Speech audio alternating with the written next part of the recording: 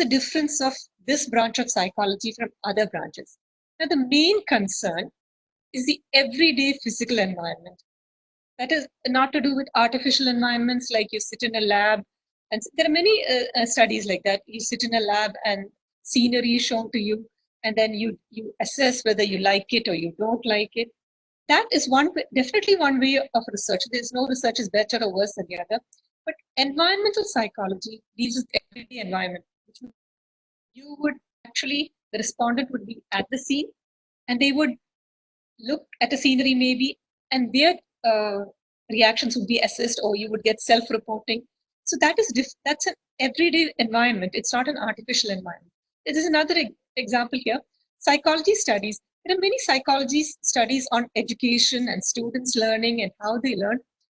But it was very surprising for a very long time, and even nowadays sometimes, that it is not done in a real setting, that is in a real classroom. So just imagine, if you're sitting in a lab and somebody's asking you questions, how much do you understand and how is it and all that. Is that how you would normally react in a real classroom? I don't think so, right? In a real classroom, just imagine, just think of the environment. That is, you're sitting there, there's probably in front of you, you're sitting on a chair or a bench, there are people next to you, there's sounds coming from outside. It's a whole dimension, it's a multi-sensory dimension that comes into real life settings. That itself can make a major difference between like what you're answering and what you get in a larger multisensory environment. So that part of environmental psychology is definitely a main difference from the others. I'm not saying that others don't do it, but the concern with everyday physical environment is highlighted in environmental sociology. Speaking some more about that. Let's go to the definitions. Environment. There is so many. Anyway, there's a computer environment, there's an artificial, there's so many types. I just put in some, very few here. But none of this mentioned the built environment. So for us, it's like getting lost a bit. Oh, fine. Here there is, this doesn't say outer, inner environment, looks to be in the stream of psychology. Okay, physical environment, I suppose, fine. And here, it doesn't even mention that. Probably we come under artificial environment. And this one, again, maybe social cultural environment always happens in space, but it's not specifically mentioned. So where is this built environment stand in all these environments? So in environmental psychology, environment includes both natural and built settings. That's what we call it, built environments. And these are just some. There are natural resources, parks, anything that's purely nature or purely built, and from different scales. You see, there's room, there's building, there's neighborhood, urban, global, and for natural, there's maybe private parks, there's wilderness. There's so much. What do you call? The canvas is truly vast, and it encompasses built. At the very least, you can call it built environment and natural environment. And in today's world, you have to say informational environment also, because there's a whole world out there in the cloud, which was till very recently not there at all. But we'll go to the two environments that we normally deal with, natural and built. And we'll be focusing on built environment. Okay? So what is the definition? It's very simple. It's human-made space in which people live, work, and recreate on a day-to-day basis. Simple, right? But if you look at it, it's everything that we do. Right? Anything that, all the spaces around us would all come under built environment. You could also say, and these are done to help people, aid their way of living, make them comfortable, give them like a better place if they're studying. How do they study better? All those places are very important for us. We constantly change it because we try to make it as livable and comfortable as possible. Now, built environment. Would you read that?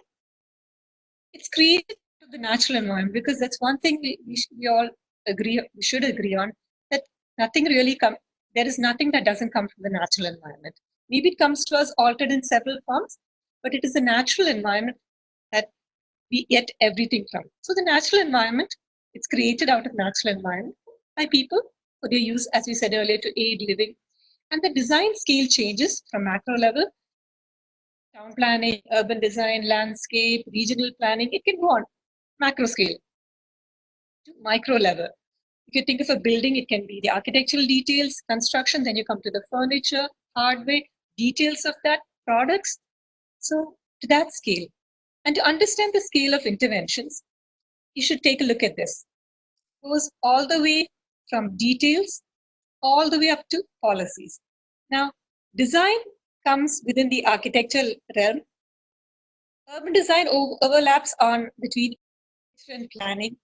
And planning comes from neighborhood planning, that's outside the building or the site, all the way up to regional. And beyond that, when it reaches policy and legislation levels, that definitely goes beyond architecture or planning or any design related field. Right? So this is even in the coming, in this session, in the coming slides, when I'm speaking about it, remember, all these scales are possible. We won't be talking about all of these scales, but please understand that these scales, all what we're saying can be applied to all these scales also. Right. Now, this would be natural environment. This is a lovely fort, if I must say so, of Shimla. Many people go there, it's a hill station, it's really nice, natural, right? It's an environment. But this is also Shimla. This is also built environment, right? People go there to see this, and because we go there to see this, this is the result. There's a lesson for us there, but we'll get to that later. How we use the natural environment to build our built environments. Now, this, we don't have to go all the way to Shimla. In our very own Kerala, this is Munnar. Right? Again, the same situation. When people flock to hill stations, lovely natural environment, we tend to alter it to suit our purpose, and sometimes not always for the better. This is built environment. Then this is Munnar. This would be natural. Now, how many of you all think that the second picture is natural environment? Just think for yourselves. Right? Take a minute. You decided whether it's natural or not. Because if you said the second picture or photo was natural, you would be mistaken. Look at this definition. The built environment encompasses all buildings, spaces, and products that are created or modified by people. Just because something looks green and nice, this is a tea plantation. Right? So what happens? It has been modified by people. So it definitely isn't a natural scene. This part of it may be natural, but this definitely is altered. And if you look very carefully, you'll see a road here and a car on it. So all that has been modified. So even though this looks very nice and green and welcoming, by our definition in this elective, definitely it is not a natural environment. So built environments are all of these things, buildings like houses, schools and shops and many others, bridges, footpaths, street signs, parks, parking lots, football ground, even a cultivated land like this. So once that is clear, we understand very clearly that anything that we touch, as we say in Malayalam, built environment, because that environment has been altered, it is not in its natural state. So there's the flip side to it. It means if you alter it, people are also responsible for it, right? To what you do with it. We can have monstrosities like this in a very natural landscape, and we can do it in a gentle way also, but that's for another class. This you would recognize. Definitely you would recognize it as a garbage dump. Again, all of us have a bit of that, especially at one time. This is a photo of the garbage dumping area at Kalapulshal at one time anymore. They protested, and good too, because now we are dealing with our waste. And this is an picture, literally a mountain. See, this, whether you recognized it or not, is also built environment because we are altering it. So garbage was taken and dumped very far from Madam City in Galpal Panchayat. And we don't realize what happened at that time was, you notice this dark liquid here, that's leachate. So we're in a monsoon climate. If this is not treated properly, leachate, the water takes all the garbage and comes here. It doesn't stay there. What happens is it's flowing area. It's area. When it rains, normally it automatically overflows and finds the lowest area. And this finds its way back into water bodies that we end up pumping from and drinking water from.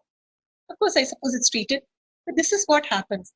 Out of sight isn't out of mind. So there is a global perspective to studying environment behavior studies.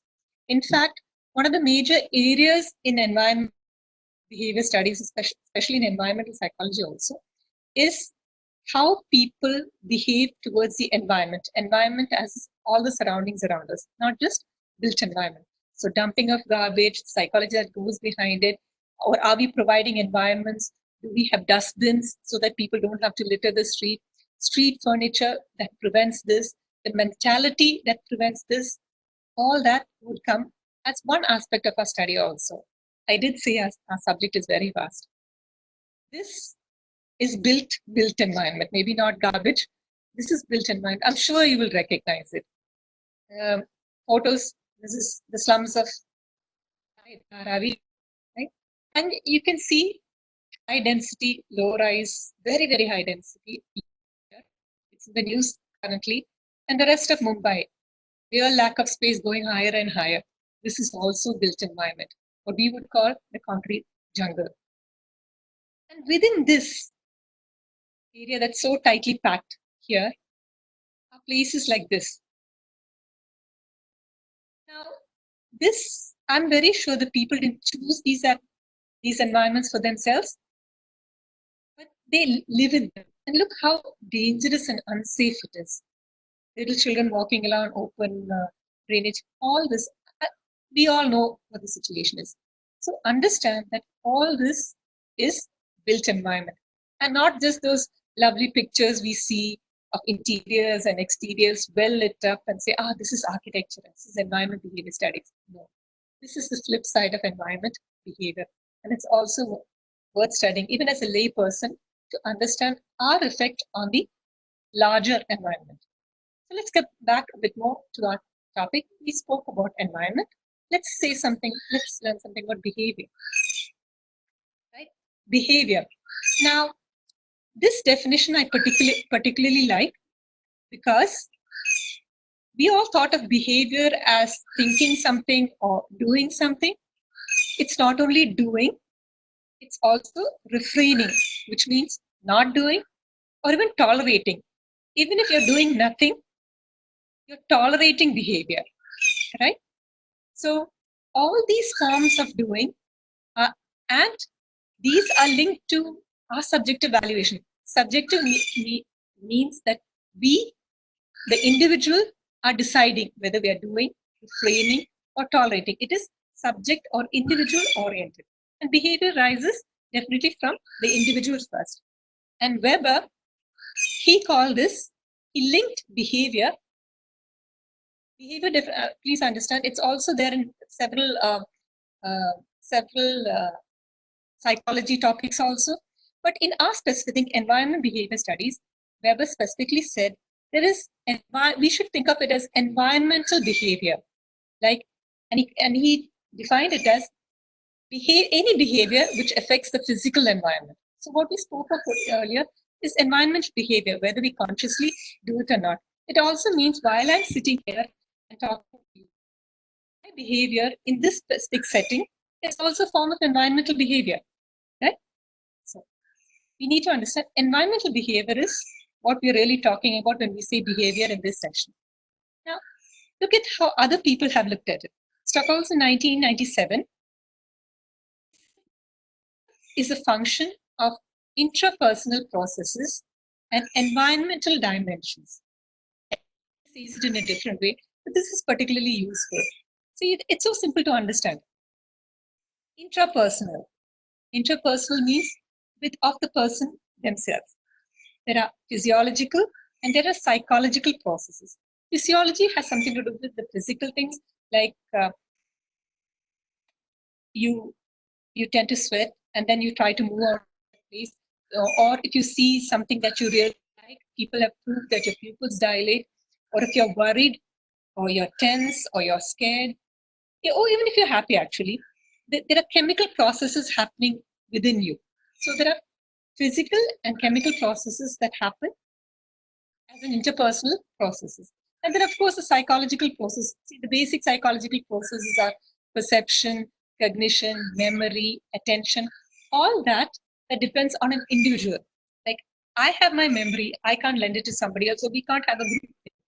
So these are intrapersonal, that is the person.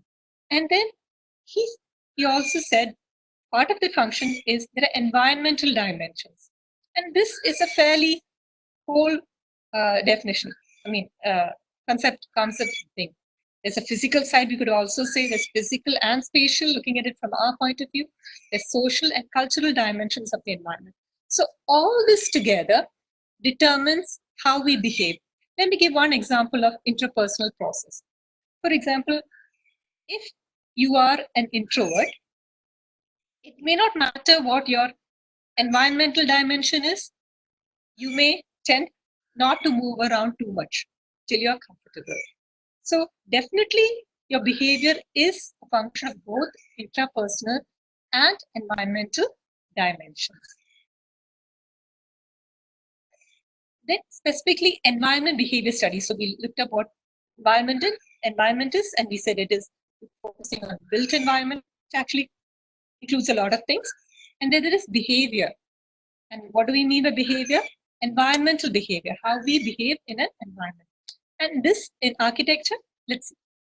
So environment behavior studies in architecture, the definition, it's the systematic inspection of relationships between built environment and human behavior and their application in the design process. You notice that the word application, you'd always ask what the difference between arts and architecture is. Definitely in architecture, problem solving and application of that is part of architecture. And so definitely the aspect of environment behavior studies that comes in architecture is there's always an application of our understanding in the design process. So what is the aim of environment behavior studies? The aim is to understand person-environment transactions. That person may be as an individual, may be part of society, but it's to understand how the person and environment, it's a give and take, right? So how is this done? And that also alone is not enough. You also have to use this knowledge to solve a variety of problems. So the first one is to do with knowledge. You gain knowledge and then you apply it. Now for an architecture student or architect, you do understand that this is very familiar, right? For example, before any design problem, what do? We start data collection, we do case studies. And what would that be? That would be knowledge. Apply it. Sometimes what is missing is understanding, not always first, but is understanding that people are using these environments. That also is very important in how we design. For example, if you're designing a public place, you would like to know what is happening around it, what are the sort of people who can come there. So the users matter very much in architectural design. And this aim of understanding person-environment transactions is just another way of telling us that the user is very important. We have to study the environment. So which is why when we do a design, we ask not only, if suppose it's a school, we don't just ask, okay, what are your requirements? We also ask about the people working there, the administrative hierarchy. We also ask about the curriculum there, because we need to know how many subjects are being taken, what order they are being taken so that we can design the optimal number of classrooms. We need to know how many breaks they have, how long it is, right? So that there is not only the staff, the teaching staff, but the support staff. There is so much, so many things happening. It's always, so we need to focus on the people also. Otherwise, how would you design, right? And like, since I mentioned the example of school, just think about it. The way the school teaches, like there are so many methods. The Montessori system is there. There are so many other methods. So even that, how they teach, what is the background, that environment is important when a person designs a school. So all that would be gaining knowledge, and then we apply it through design. Again, we must understand when we design, again I'm repeating, but we need to emphasize this. It goes to any small level, to the details, and then higher up. Right? So the micro level, from the environment behavior point of view, the micro level focuses on the human environment interaction at the individual level. Look at the examples. From what we've said so far, did you think that commuter stress was a topic under environment behavior studies? Just think about it. We may commute to school, college, for work, and then the stress, which is a behavioral, interpersonal behavior, doesn't start with just the bus, or if you're commuting on a bus. It starts with how you reach there, how much you have to travel, is there space on the platform, or the bus shelter where you're waiting, are you covered, are there many people, how do you get? So all this adds up to stress. So, and this is individual oriented, and you can analyze each of these environments. Now, if you look at the macro level, the consequences of human environment interaction, you can go all the way up to global level. You must understand there is a connection between individual actions and global results. For example, it was when each of us were told to stop using CHCs. I mean, even the producers, of course, were a great help there. The ozone layer actually reduced. So the thing is, we study environment behavior studies. I think the best takeaway from the subject is that each of us has a hand in global level consequences. Like, for example, human behavior, the consequences of emission pollution. So there are a lot of things that we need to understand, and the scope of the subject. Oh, here we are. Now, you must read this for yourselves. Just take a few moments and please read this.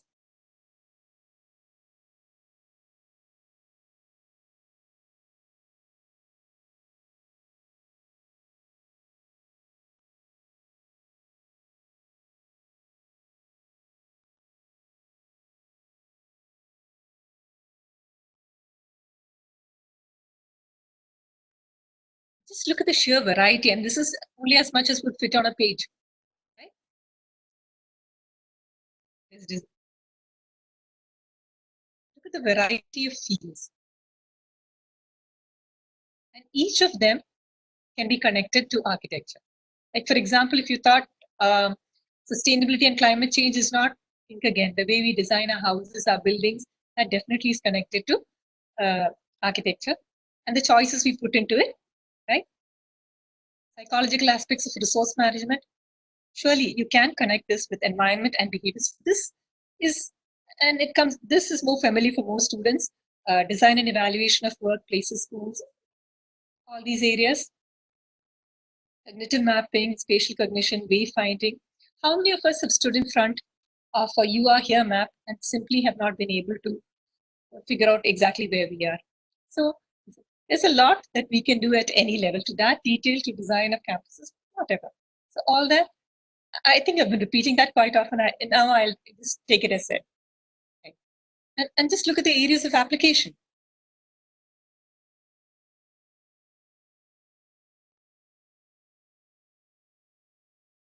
It's in consumer psychology that a great deal of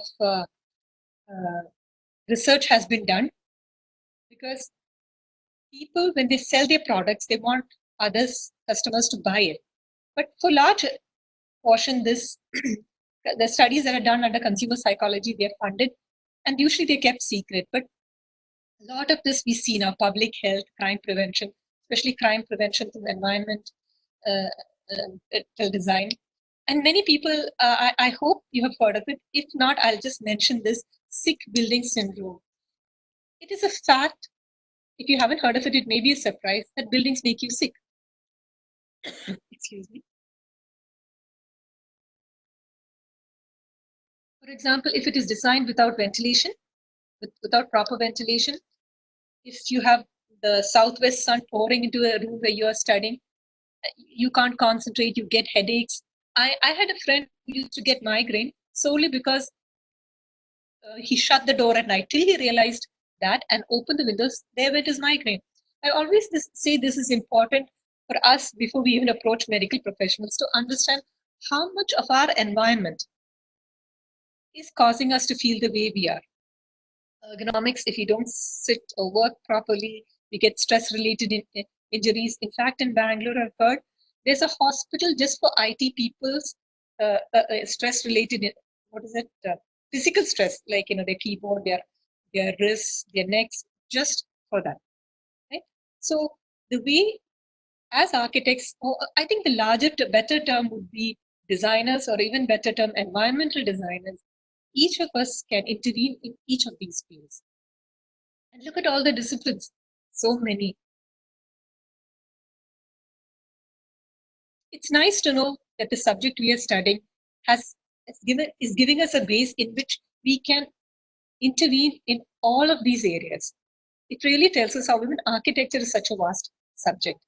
And the thrust of environment behavior studies, it just says that we just need to be more specific or more attuned to the social, psychological aspects, cultural aspects of our environment to make our designs richer. Now, what are the principles? One, you've already guessed it, I've been saying it many times, it is interdisciplinary. I feel actually each and every discipline will find a foot in this, in environment behavior studies, because just take our syllabus. I always say, architecture course, we study a bit of everything. We study sociology, or maybe it has a different name now, but it used to be called sociology at one time. We study a bit of psychology, because this subject that we're doing right now used to be referred to as psychology. We study maths, we study physics, materials, chemistry in materials alone, building materials, construction techniques, history. What about history? If you can think of all the base subjects, all of that is studied in some more detail when we study architecture. So our subject is truly interdisciplinary. And the idea is that it is applied. That is, it's not study or in abstract terms. You actually implement it. You study it so that you improve the physical environment. And of course, already mentioned earlier, it is carried out in everyday settings, not artificial environments, not labs. Environment behavior studies, they are carried out in everyday settings, because that's how we ordinary people live, right? And and this is the very important part. It considers the person and the setting as a holistic entity. Earlier, people would think that, okay, there is a setting and a person goes there and they behave according to as within the limitations of the setting. But that isn't so. Because just think of it. You may go to a classroom. When you're there, you'll sit, suppose there are tables and benches and you're sitting there and you're listening. But after some time, there are chairs and even benches. Don't you just turn around the table a bit, you sit in a circle, sociopetal manner, you talk to each other face to face. And maybe when the teacher comes, then you all go back to your tables and chairs and you put it all back together. Right. So there is a setting and this person, and it's an interaction between both of them. Now, the principles, the fifth one, actively, it recognizes this aspect of this give and take, this interaction. It recognizes that people actively cope with and shape settings rather than just absorb them. So it came on later, this understanding, it came later, but when that understanding came, it brought with it a lot of freedom from my point of view, because if people are reacting to their environments and you can change and the environment can be changed, look at the dynamics of the thing, that there's so much that can happen that you can change and improve and design for it.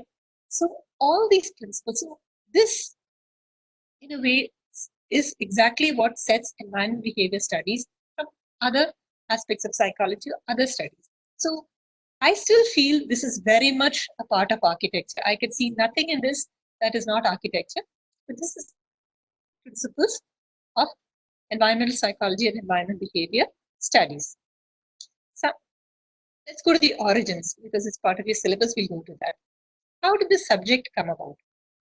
Actually, it came about as part of behavioral sciences. Now, under all those circles and many, many more, they represent any number of sub-disciplines within the large box of behavioral sciences. But for us, what is important in the history, if you're studying the history of the development of environment behavior studies, it came from two aspects. One was ecological psychology. You must have seen that term in one of the previous slides. And in environmental psychology. And it was the convergence of these two psychologies that became environment behavior studies. Now, all subjects can't cover everything. So every subject has a focus and it has limitations. Let me explain this some more. Ecological psychology and environmental psychology, they have certain common things. Both are concerned with the relationship between human behavior and elements of architecture and natural environment. So the good thing is they both are concerned with behavior, human behavior, and they're concerned with the architectural and natural environment. Because sometimes, for example, when we go to a hill station, the natural environment is there. How we see it, how we react, relate to it is also comes from our use of that place. So it's very important that is natural environment is again part of our studies, even though we're focusing on built environment. Now, this is very simple. In very simple terms, ecological psychology emphasized the physical and social aspects. It's like a collective process. Not that the environment isn't there, but it was more a collective process. Now, the simple way to think about it is, would you study a lion without understanding its territory? Like how big its territory is, to what extent can you enter its territory and not be killed by it or hurt by it. So ecology took a larger picture. Ecology as such, and ecological psychology still looked at the larger picture. So an environmental psychology at the same time, so they have concerns, it focused intrapersonal, right, within oneself. Like what are the processes that happen that impact the environment? Like, are you using it well, or are you messing it the environment up? Are you leaving it degraded as an individual or a group? So all that, but still it focused more on the individual processes. But we do know by now, and we've always known it, that environment behavior studies is a mix of both. It focuses on groups, physical, social resources. The environment is there, of course, in both. So it is a mix of all of these things coming together that forms part of environment behavior studies. So we mentioned a behavior, and I still like this definition because, I mean, this picture, because it says physical, social, cultural, there's environment also, and it speaks of the individual also, the individual physical and psychological process. So it's really a vast view of this. Now, if in case you're getting confused between all of these and the scale, now this is from the antecedents of behavior, but look at it. There are interpersonal, this is an expansion of this actually. There are interpersonal processes and there are environmental dimensions. So environmental psychology would focus on psychological, physical, and social environment. Ecological would be there, but you notice that the scale has changed. So this would explain why all, and you do understand that all this together is very important for environment behavior. So it's mostly a question of scale between environmental and sociology, between individual and the larger picture. And when you go to the really big scales like what do you call it, regional planning or urban planning even, you need to understand all of these also. This is not exactly part of your syllabus and you may not understand completely, but it is just to show you the larger picture. Right? This is the scope of environment behavior studies. At different levels of behavior, you can understand the environment and you can understand these aspects of processes that lead to behavior. I thought it's much more easier to understand at one look. We continue with the origins. So the origins of environmental psychology, actually it is a very new field. Now you may think the 1960s are fairly old, but it isn't so. If you consider that we were awarding PhDs in psychology from 1860 onwards, 1860 or 1870. And look at that, which means it was only 100 years later almost that the first PhD program in environmental psychology was established. So it's that old. Our field is very new in the whole list of psychology subjects. And the pioneers we have to definitely remember Egon Brunswick, and he was the first person to use the term environmental psychology all the way back in 1934. He wasn't what you would call an environmental psychologist, but he started the field, as did Kurt Lewin. Now, he believed, Egon Brunswick, he believed that he was a psychologist, and he believed that psychologists should focus on an organism's environment just as much as the organism itself, which means in those days they used to study a person or an animal or whatever it was, they used to study that. And they did it taken away sometimes from the natural environment in which they were. So he said, you cannot understand an organism's psychology if you don't focus on their environment. It is not divisible, it is one and the whole.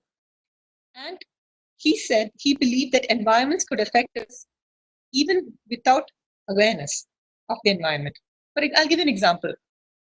People have been working for some time, but sometimes it's only when it is pointed out to us that we may realize that the irritating hum of the AC is there, or the fluorescent lights are blinking on and off.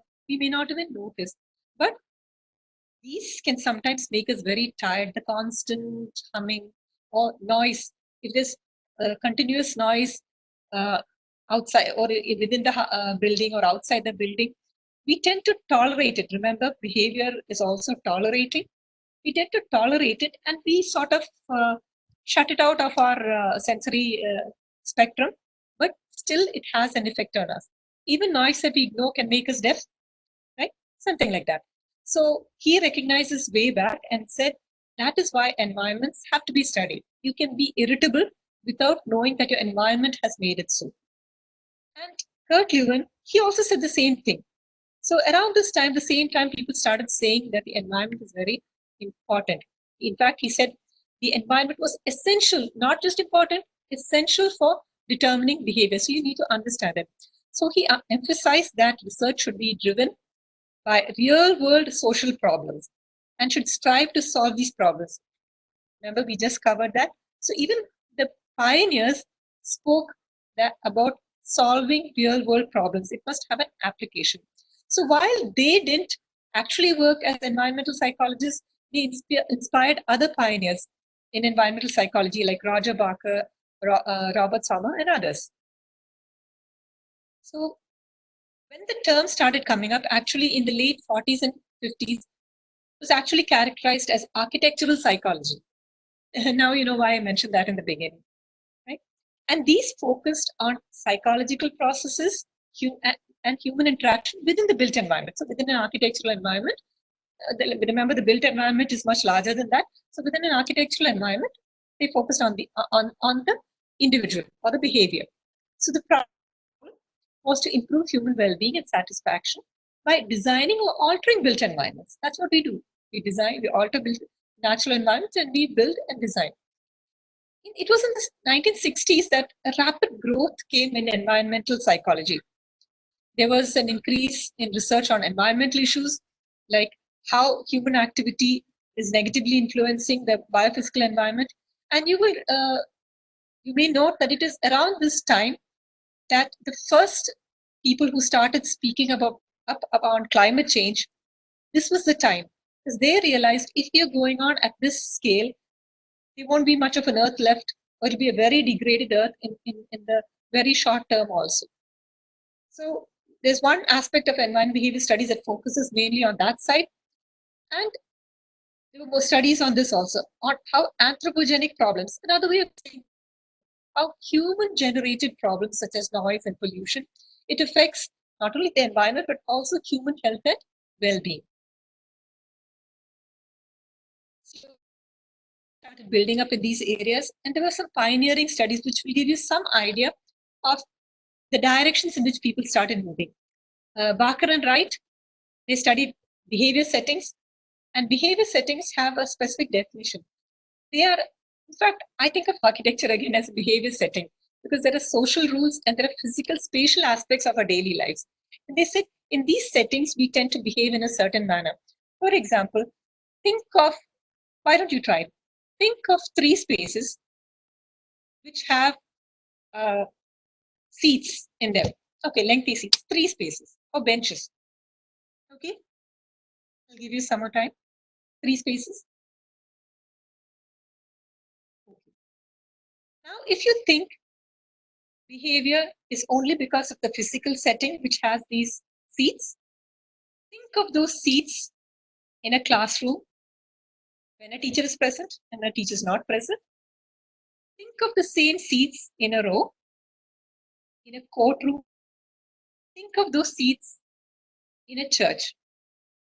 Okay, so all of these places, the setting is the same, but the social rules are different, right? So definitely the social rules form part of our use of physical settings. So behavior settings was one huge concept and still holds to this day. Then these other studies in 1950s, they altered physical elements and rearranged furniture to see how the communication between patients increased. Somner did studies of personal space, which is there in the second module, which will be covering that. And this group, they map behavior of patients in a mental hospital ward. So all this together, these are pioneering studies, and what we do started from that time onwards.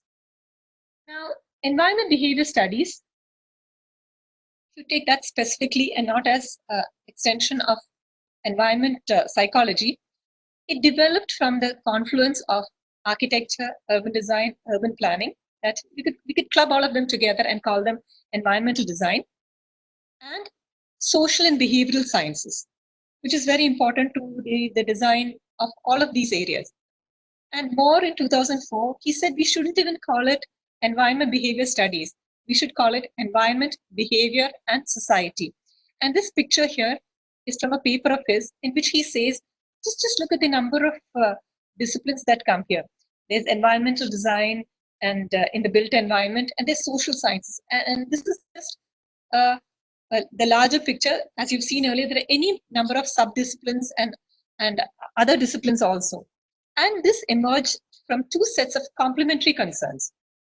One, the professional disciplines of environmental design, which of course is all of this together, architecture, urban design, and planning, and the built environment, any types of built environment, remember, from the smallest detail to the biggest, and the socio-cultural and behavioral sciences. Right? I've said this earlier, so I'm not going into it again. So the importance of built environment. If you design a school well in which students can study well, they study better, their health definitely will improve, they get a better job. For life, it sets up, and it starts with the design that you have in schools. And hospitals, I don't even need to speak about it, because unless we've been to hospitals where we're confused, we don't know where to go, and we don't know who to meet, and we keep troubling people because we don't know what to do. All this, the stress that is created from badly designed environments, it's there.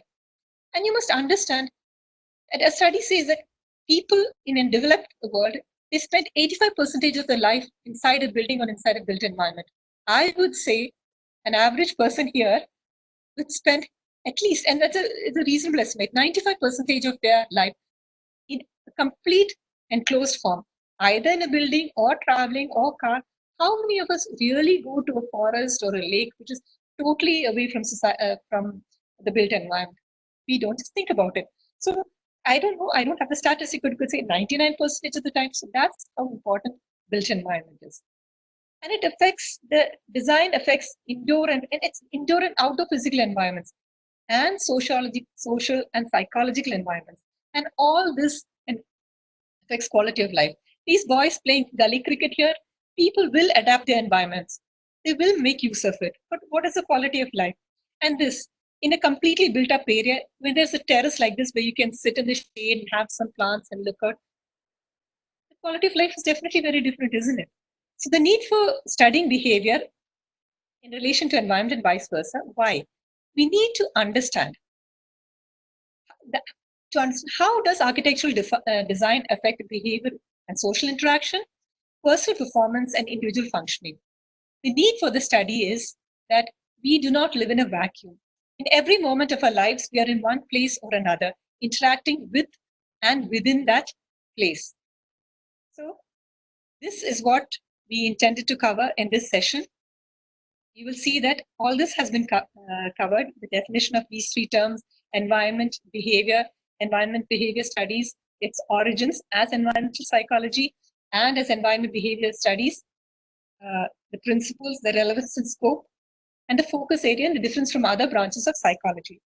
The next module is on environment and response, and all these things that you can see here.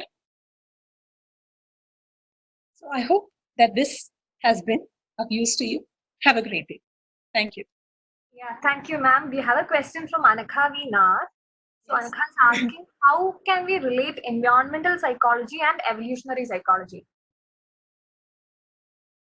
If you look at it, ecological psychology started from evolutionary psychology. In fact, they trace their roots to Darwin's theory of evolution, because it was in studying. I'm not an expert in evolutionary psychology, so within my limited knowledge, when people started studying animals and the environment, and people and how they react to the environment, in fact, anthropological studies also is part of that. All the knowledge gained from that came to how you study people in their everyday settings also. It wasn't enough to study evolution of many, or maybe thousands of years back. That slowly connected. The scale of time is also there. We spoke of scale of spaces, the scale of time. So for me, I think of it as evolutionary as a much larger scale of time, and then it comes down to more recent evolution and refinement, and we are here now. Yeah, thank you, ma'am. One more question. How can architectural elements nudge behavioral change, especially in the current times where we need a large behavioral change in the society as a whole? Could you repeat that question? Yeah, how could architectural elements nudge behavioral change in individuals? Look at it this way. I hope you're not meaning interpersonal or within us behavior. For example, I'm sitting here, and if I had a light in my face, a very strong light in my face, I would tend to move out of that area. I'll give you another example. When I was in school, at one time when I became very tall, when I was in 8th standard, I was asked to move to the back of the class because others couldn't see because of me. That is a behavioral thing. Like they asked me to environment, they asked me to move back. When I was sitting there, what happened was the glare on the board. Because of the glare on the board, I couldn't see most of what was written there. So you see, I tried to move my place to a position where an element, the window, and an external part of the environment, light, would not affect my sensory perception of what was happening in the classroom. So behavior in that sense is also doing something. Remember that?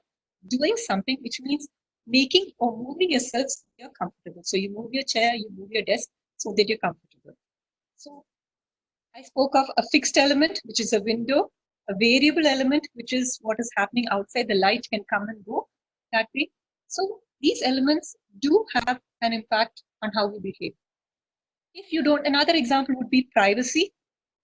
If there is a window and overlooking, or if somebody can from the outside can overlook you sitting very relaxed in a lovely sit out, it's got everything, greenery, views, everything. But if a neighbor can watch you sitting there relaxed, would it be a comfortable place? So elements, so we need to cut off that with architectural elements like privacy, or we tend to change it in some way. So some elements affect us, and then because we're architects, we design elements so that it doesn't affect us anymore. The improving of environment comes in that manner. Yeah, okay, ma'am. I think that's it. So thanks a lot, ma'am, for such an engaging session on the topic of choice. Thanks a lot. You're welcome. Thank you.